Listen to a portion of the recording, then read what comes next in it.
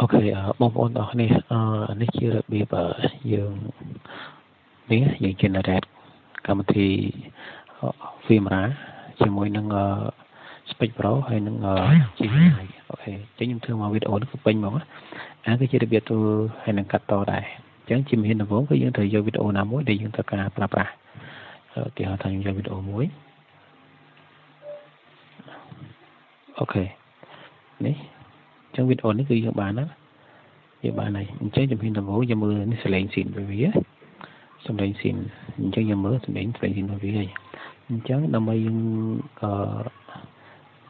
generate ភាសាចិនចេញអញ្ចឹងដំបូងឡើយគឺយើងត្រូវទៅមើល click មកស្ដាប់យើងទៅ click មកស្ដាប់គឺយើងយកពាក្យថា smart editor យកនេះ AI text based editing ណាហើយឡើងនេះបើសិនជាបងប្អូនអត់ទាន់មានភាសាចិនលុបភាសាចិនដំបូងឡើយគឺលុបភាសាអង់គ្លេសអញ្ចឹង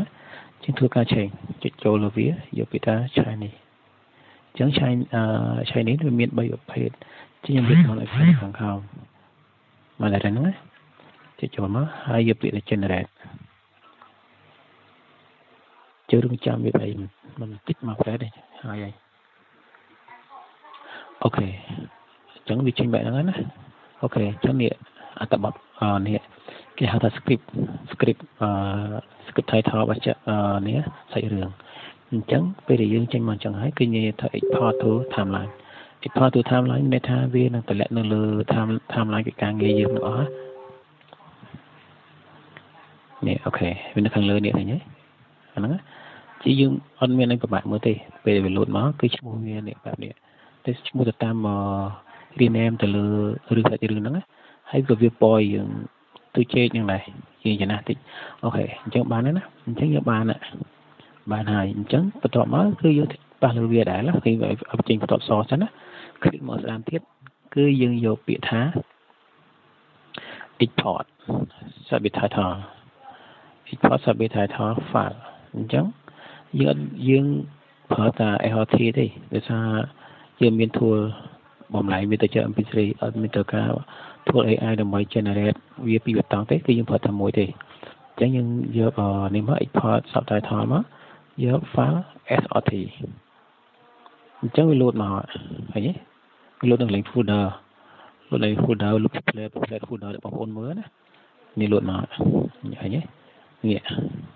ដោយសារអីហើយលេខ5លេខ4មកពីណាគឺដោយសារសាច់រឿងយើងវា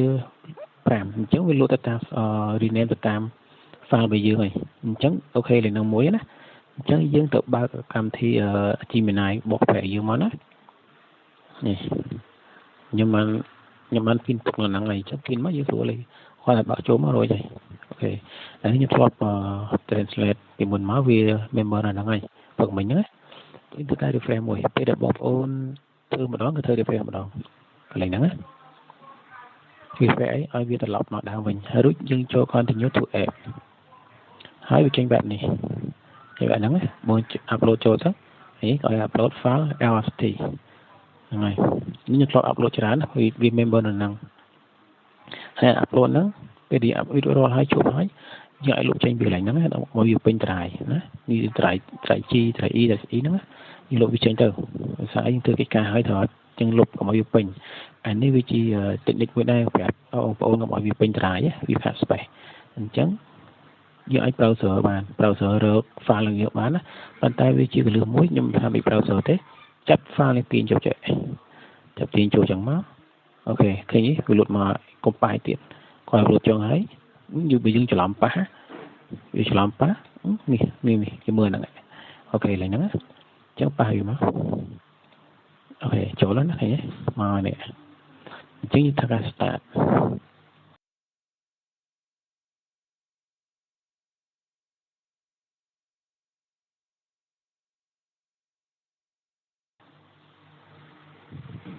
អូខេអញ្ចឹងពេលដែលវាដើរចាប់វាលោតមកអញ្ចឹងណាវាឲ្យយើង download ចេញចុច download មកដើម្បីយក file នេះនៅខាងលើចេញទី file មកហើយនេះមកវាច្រឡំគ្នាទេវាលួតមកវាលួត.kx នៅកតុយអញ្ចឹងយើងចូលទៅកម្មវិធីរបស់យើងកម្មវិធីអីបន្តមកគឺ Speech Pro នេះ cầm thì nắng giờ bạc má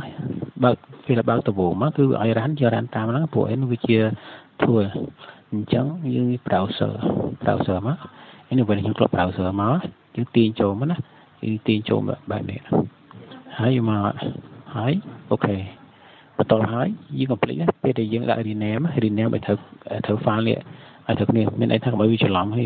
ថាទី5គឺដាក់ទី5ទី5ចឹងណាគឺលេខ5ហើយ complete ដាក់កតុយ mp3 រួចហ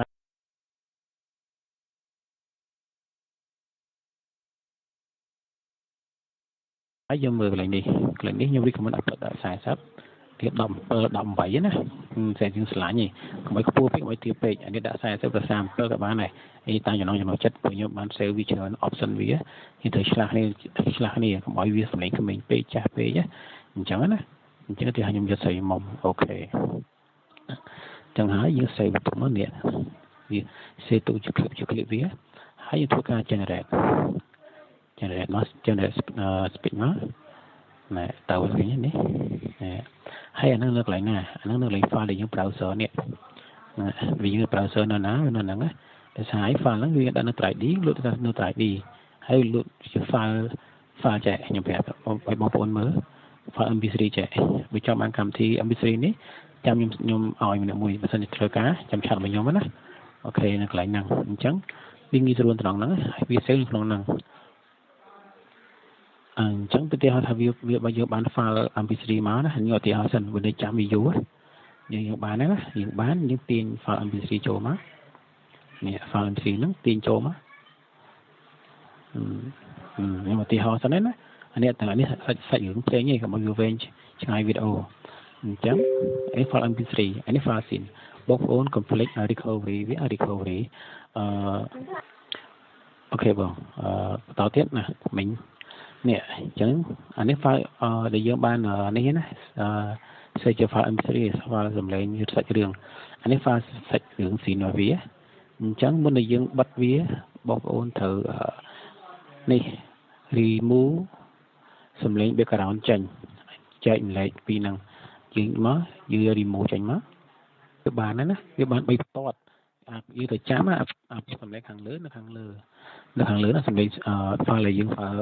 បាន generate ជា file តួអង្គភាសាខ្មែរអញ្ចឹង file ពីនេះចាំបងប្អូនត្រូវ play មើលមួយណាជា file background មួយណាជា file នេះ file តួអង្គបើ file តួអង្គយើងលុបចេញទៅហើយបើ file background យើងទុកណាហើយខ្ញុំសូមគិត comment តិច